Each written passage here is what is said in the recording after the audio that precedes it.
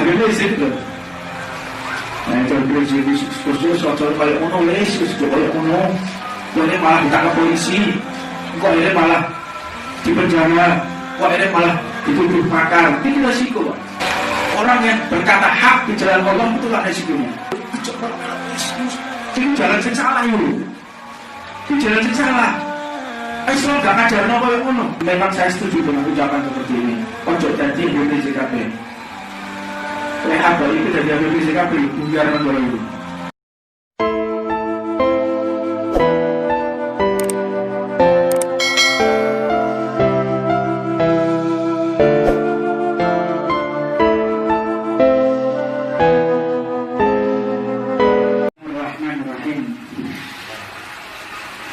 Alhamdulillahirrabbilalamin.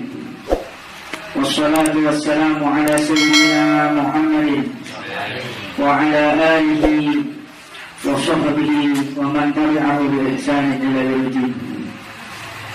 Subhanaka la ilma lana illa ma 'allamtana innaka antal alimul hakim. Wa bishrah li sadri wa yassir li amri wa hlul 'uqdatam min lisani yafqahu qawli. Assalamualaikum warahmatullahi wabarakatuh.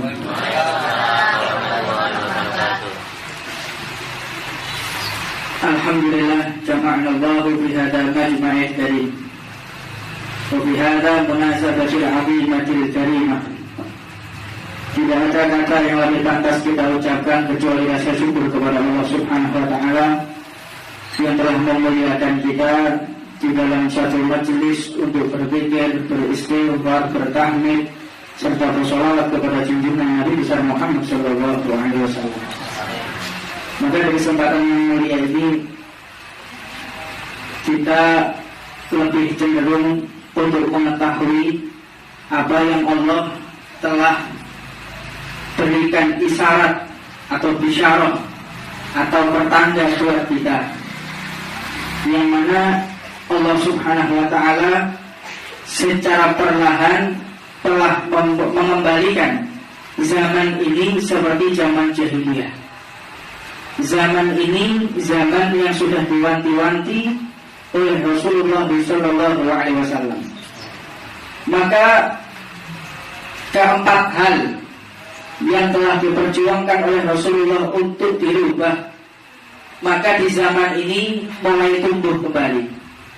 Zaman ini yang telah dipangkas oleh Rasulullah, maka zaman jahiliyah yang telah dipangkas oleh Rasulullah, maka zaman ini mulai subur kembali. Wa ma qa'ifatun qad ahammathum anfusuhum yaduruna billahi ghairil haqq dhanal jahiliyah yaquluna hal lana min amri min syai'in qul innal amru kullahu. Allah Subhanahu wa ta'ala mengibaratkan zaman ini yaitu zaman sedang segolongan lagi telah dicemaskan oleh diri mereka sendiri.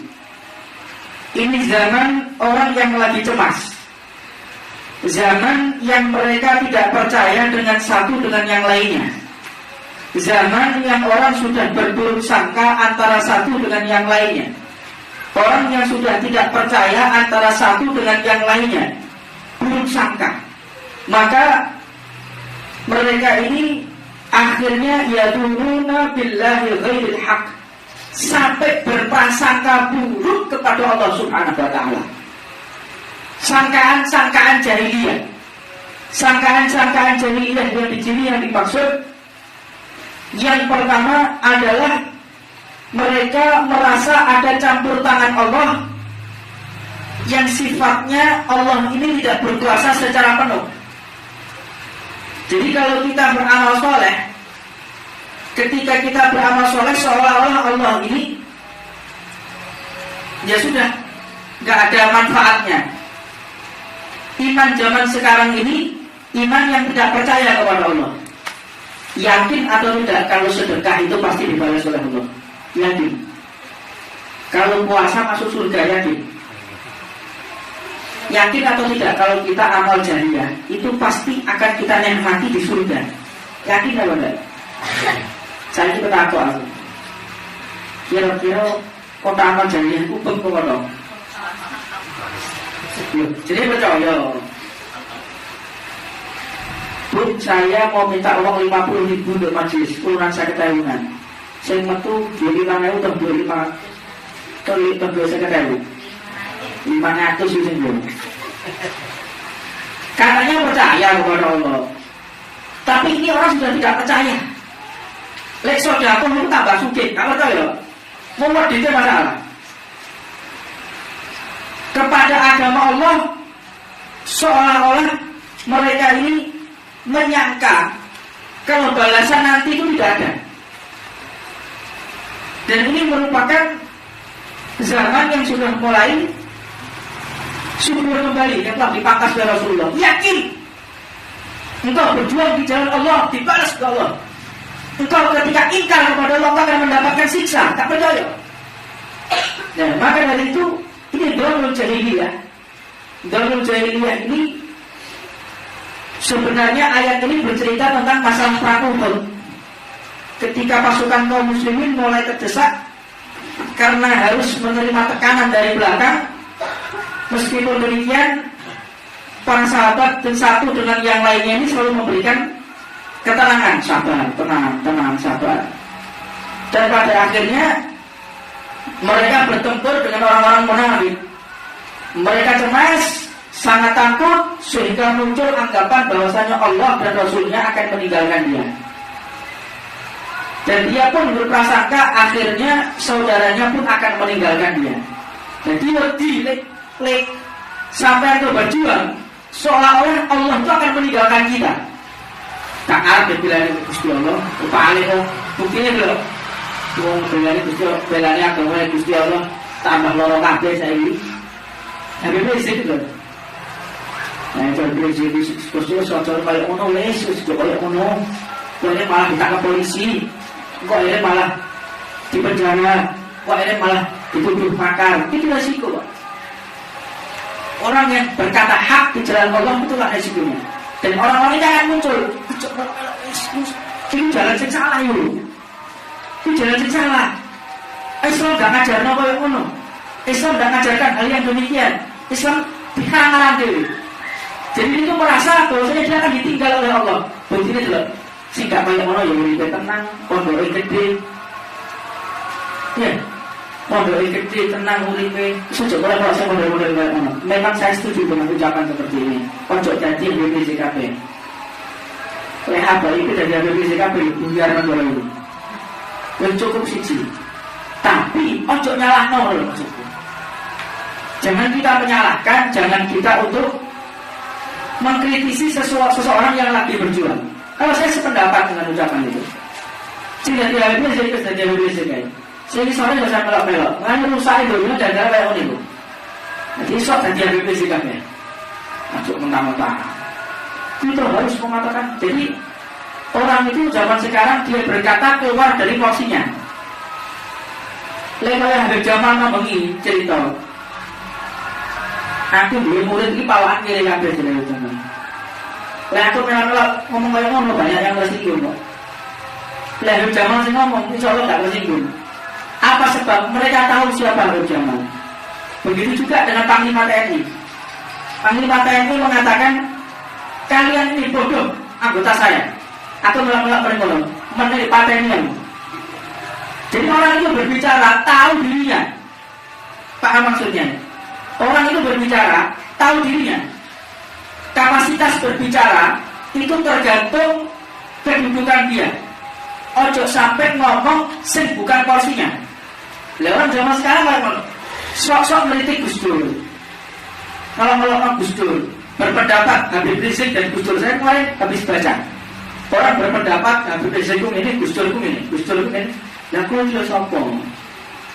Piye? Ono teko lor teko kidul simpangan. Sampai ke tengah-tengah yo penyet ada ini. Gak makomi. Mereka punya hal sendiri-sendiri. Mereka punya kedudukan sendiri-sendiri di hadapan Allah Subhanahu wa taala. Kita berprasangka baik kepada mereka. Bukan hak kita untuk mengadili mereka, tahu diri. Ini zaman orang yang sudah banyak tidak tahu diri. Ngeritik ngeritik ini, sok berpendapat, pemenang harus kumpul jagongan. bahas soal negara ini paling mumpet kan. Ya udah SMA gak lulus bahas negara lah betul. SMA gak lulus negara Bapak Presiden kita harusnya begini. Ini kakek nongkrong ini saya. Banyak orang berbicara yang bukan kapasitasnya. Yang kakek ambil motor, lepas motor, kakek lebih kenal no. Panjenengan wis kakek delok sinetron Pak. Pokoknya video negara atau sinetron. Jadi untuk membicarakan sesuatu itu kita harus tahu diri. Sebagaimana para sahabat ketika membicarakan sesuatu nunggu sahabat yang pintar. Makanya lama uang pintar gaib awak-awak diri ini tergantung daripada siapa kita duduk. Dan orang yang paling baik itu orang yang tahu kapan dia harus mendengarkan dan kapan dia harus berbicara. Itu yang paling pintar. Dan dia berbicara pada porsinya. Bukan orang pintar itu karena dia bisa menjelaskan sesuatu. Kalau arek cilik umur 10 tahun, dia fakih, dia seorang fuqaha, alim. Tiba-tiba ke kiai yang tidak salim dia, terus gitu ngapunten kiai. Panjenengan itu salah. Memang benar yang dia ucapkan. Tapi karena bukan porsinya, bukan kedudukannya, bukan usianya, jadi terhina dia. Paham maksudnya? Orang itu kalau ngomong, lihat usia, lihat kedudukan, lihat waktu, lihat tempat. Lah saiki gak ono waktune, gak ono nggone, gak ono kapasitasé. Makane wong sing gak ngerti negara ngomong negara tek warung kopi bayangno. Nah, kira-kira opo iki ngomong. Wong profesor sing buta-buta wae ngeluh kok. Kan ini bagaimana enggak tahu saya. Tentang amnesti pajaknya, tentang bagaimana macam-macam Pak. Itu mereka mengkaitkan dengan undang-undang ini dengan ilmiah. Ini gak nyambung Pak. Tahu awak dhewe melok-melok lho. Kayak jero wong tobat diguri tengu. Ngerti tengu? Zaman dulu anu ya. Guri tengu. Jadi jangan sampai kita ini berbicara dan pada akhirnya kita sedang menjadi terhina. Jadi kita berbicara itu bagaimana caranya kita bertambah mulia. Caranya kita itu berusaha. Kalau berbicara itu kita tambah mulia, tambah dicintai oleh Allah, dicintai oleh Rasul, dan dicintai segenap manusia. Jangan sampai kita ini berbicara justru menjadi musuhnya Allah Subhanahu Wa Taala, musuhnya Rasul, dan musuhnya umat manusia. Nah ini yang terjadi karena mereka berbicara bukan pada porsinya. Mudah-mudahan Allah Subhanahu Wa Taala senantiasa membimbing kita, menjaga lisan kita dari hal-hal yang tidak diridhoi oleh Allah Subhanahu Wa Taala. Rabbana atina fid dunya hasanah wa fil akhirati hasanah wa qina adzabannar. Wa 'ala man wasiyyi wa bil mawsiyati fil akhirati